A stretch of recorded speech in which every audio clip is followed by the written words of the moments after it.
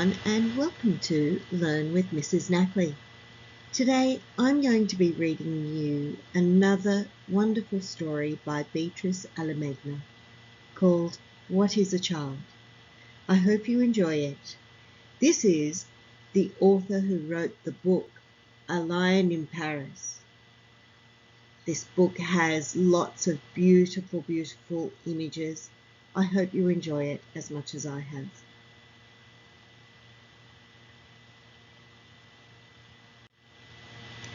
What is a child? A child is a small person. They are only small for a little while. Then they grow up. They grow without even thinking about it. Slowly and silently, their body grows taller. A child is not a child forever. One day, they change. Children are in a hurry to grow up. Some children grow up and they seem happy. They think, it's so good to be grown up, to be free, to decide everything for yourself. Other children, once they are grown-ups, think exactly the opposite. It's so hard to be a grown-up, to be free, to decide everything for yourself. A child has small hands, small feet, and small ears, but that does not mean they have small ideas. Children's ideas can sometimes be very big. They amuse the grown-ups and leave them open-mouthed, saying, "Oh." Children want strange things, to have shiny shoes, to eat lollipops for breakfast, to hear the same story every evening.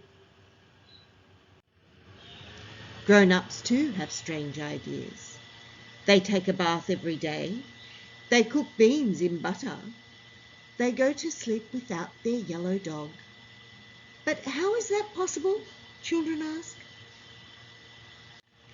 Children cry because a stone has slipped into the water, because shampoo stings their eyes, because they are tired, because it is dark. They cry loudly to make sure they are heard. You need kind eyes to console them, and a little nightlight by the bed.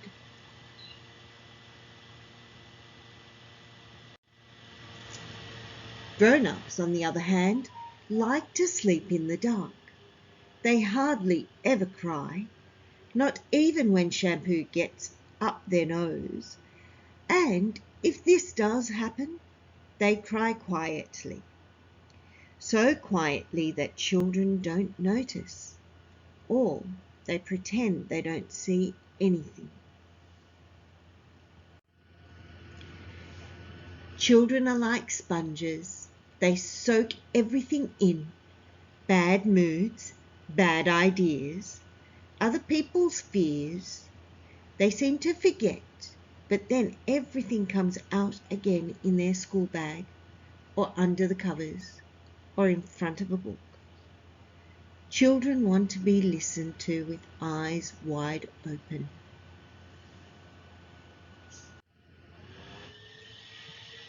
Children have little things, just like them, a little bed, bright little books, a little umbrella, a little chair. Yet, they live in a very big world, so big that cities don't exist. Buses go up into space and stairs never end. Children don't always like going to school. Often children prefer to close their eyes and sniff the grass, to shout and chase pigeons, to listen to the faraway voice of shells, to wrinkle up their noses in front of the mirror. Children come in all shapes and sizes. The children who decide not to grow up will never grow up. they keep a mystery inside them, so that even as grown-ups, they will be moved by little things, a ray of sunshine or a snowflake.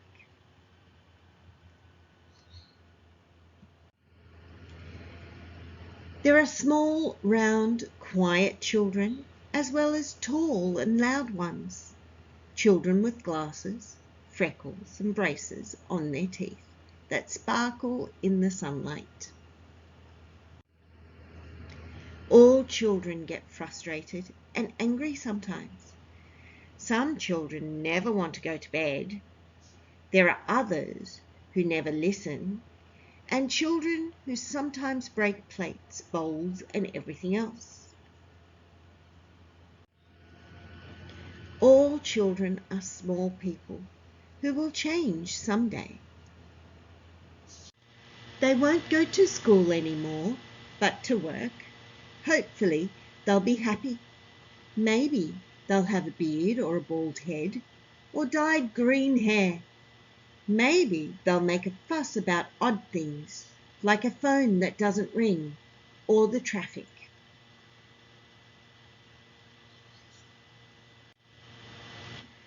But why think about that now? A child is a little person, right now, to fall asleep. They need kind eyes and a little nightlight by the bed.